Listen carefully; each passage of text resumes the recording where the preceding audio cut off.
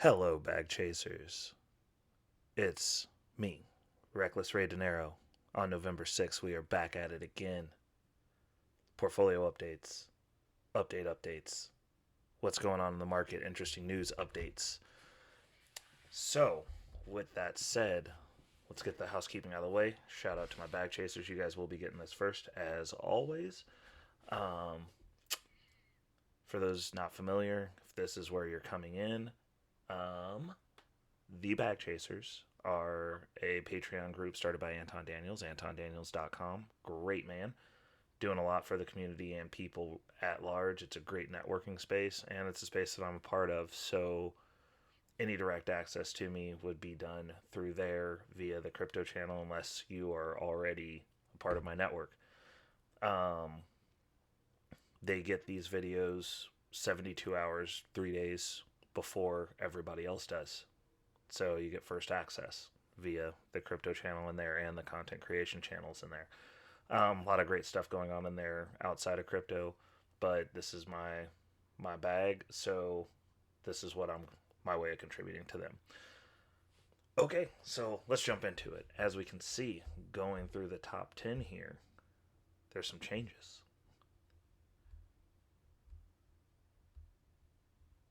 Yes, some changes.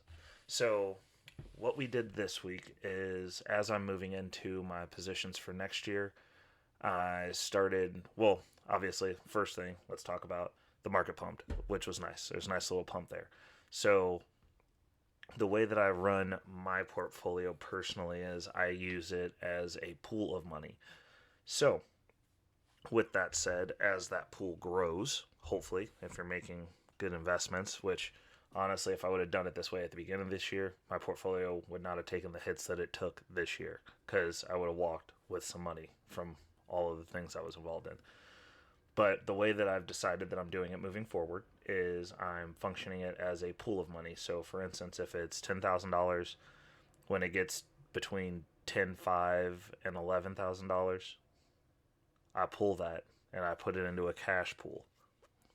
So that way, if it dips, then when it goes to 9,500, $8,000, I start buying in again with the cash pool money that I pulled from the top and you reinvest it on the way down. And then, it's supposed to work out to where you have better positions. Well, with that said, the pumps that we had this week, I had two numerical metrics hit, which was awesome.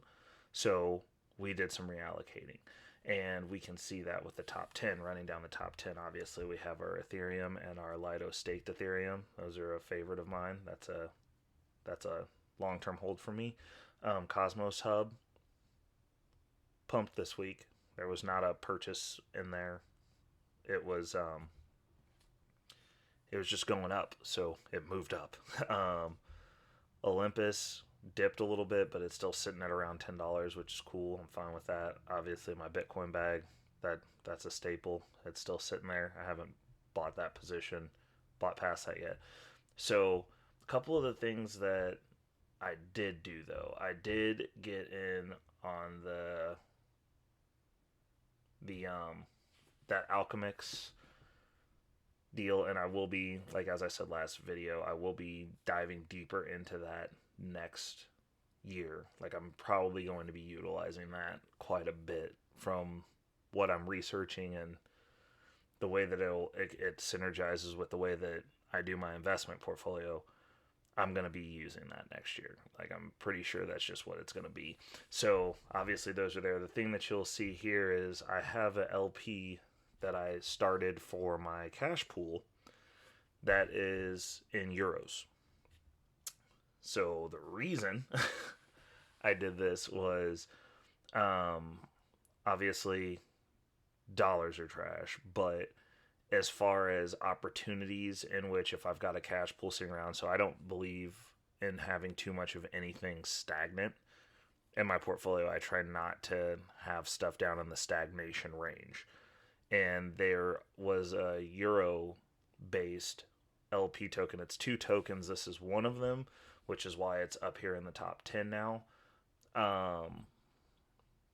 The other half of it, because of the way the distribution of the token is, in that liquidity pool. The other token doesn't make this list because there's not enough of it in there. So it's not a 50-50 split. It's like I think it's like a 70-30, but it's both euros. So it's like one euro stablecoin and another euro derivative stablecoin.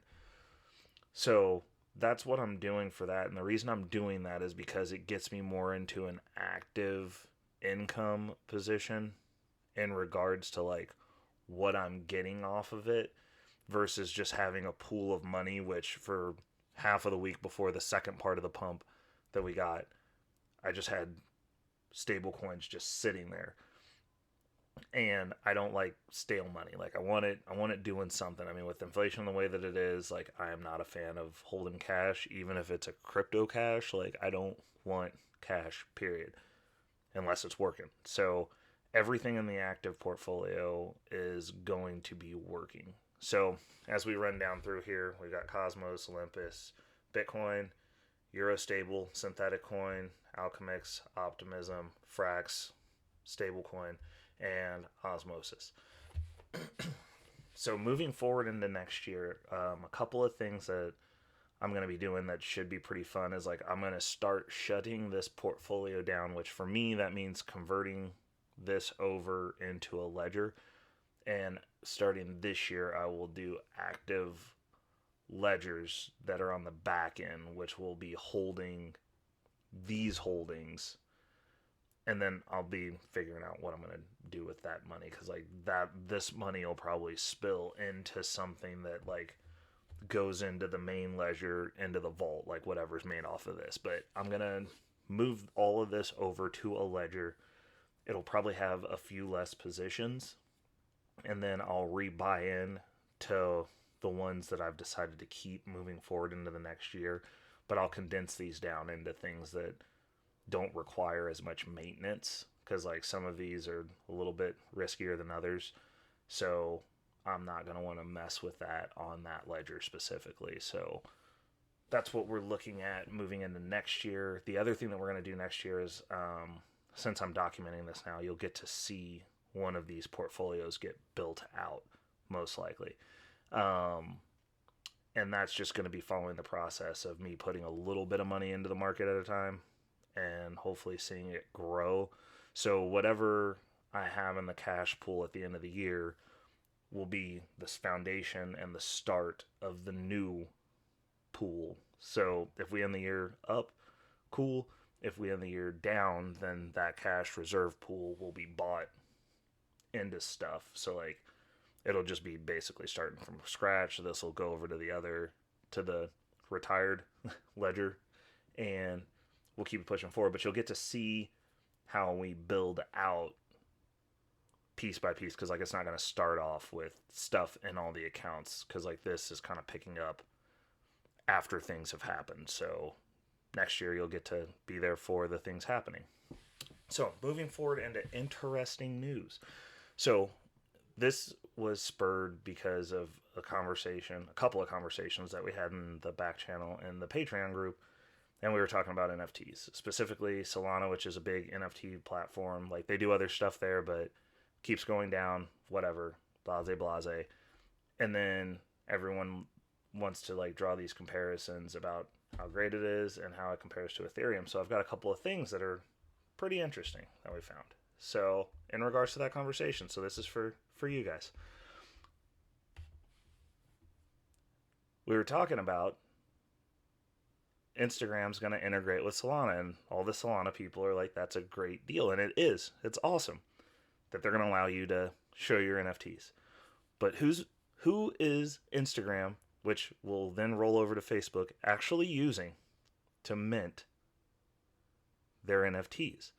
If you mint an NFT on Instagram, it's getting minted on Polygon. So like they're not using Solana. They're allowing it to integrate so you can show your pictures. Cool. But they're minting on Polygon. What's Polygon? An Ethereum layer 2. All the money and all the roads lead back home. And I've said this plenty of times, and it's the reason I'm so long and so adamant on Ethereum until things change. Using layer 2 boost Ethereum. Like, the layer 2s aren't going to replace Ethereum. Ethereum's the underlying road. Everything's built on top of Ethereum. So when we're looking at this, it's like, okay, cool. Like, this is also awesome news, and it rolls back to my state on this. Like, these are who these people are using. You just have to follow the money.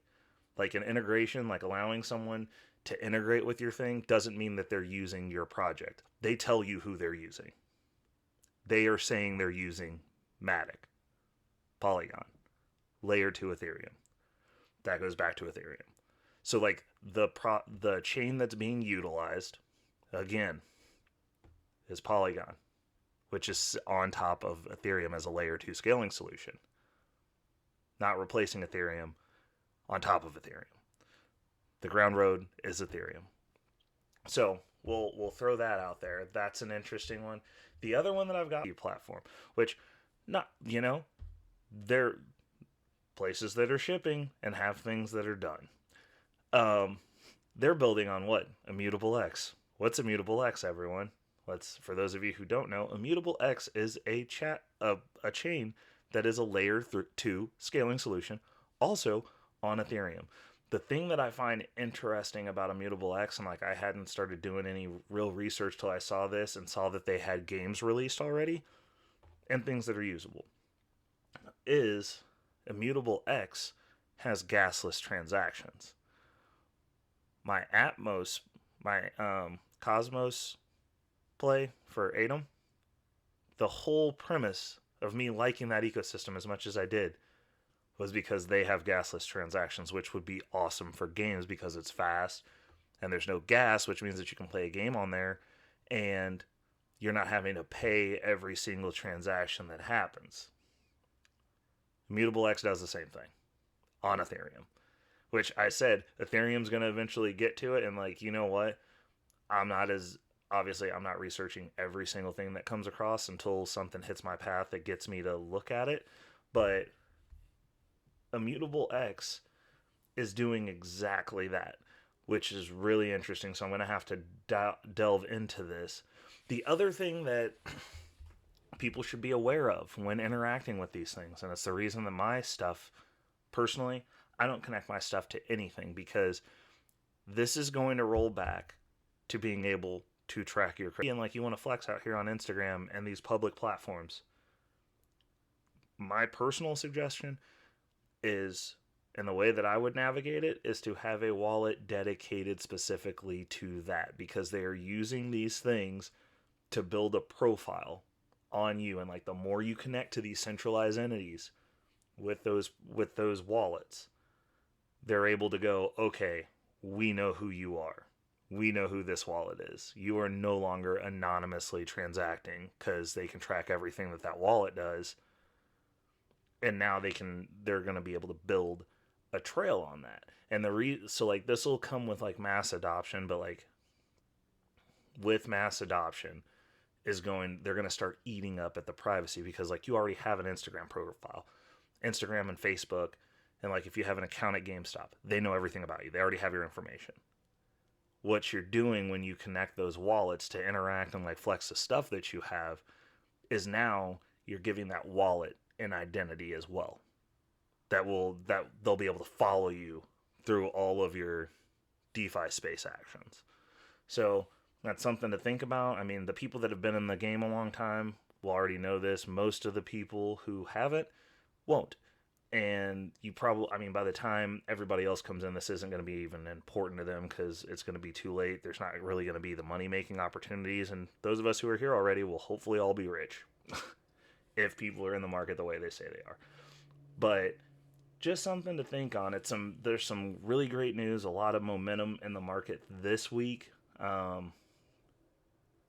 took my own advice, work those cash reserves, have a plan in place, and follow it. So that way, when these reversals happen, because it's going to be a bumpy ride up, it's not just going to be a green rocket ship until the moon or whatever. It's going to be important that people,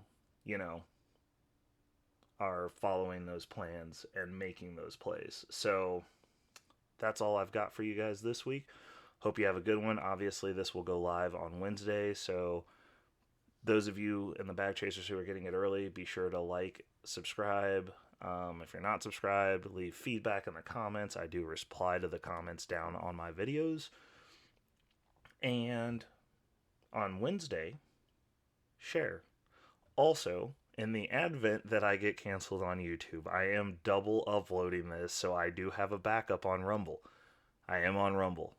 My Rumble profile is linked into the description of all my videos now. So this content, even if they take it down over on YouTube, will not be going away anytime soon or ever, because I've got it over on another platform that doesn't do that.